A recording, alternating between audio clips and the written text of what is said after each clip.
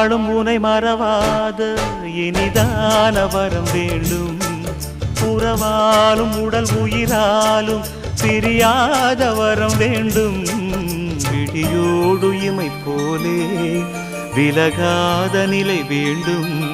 இணையான இளமானே துணையான இளமானே, இணையான இளமானே துணையான இளமானே.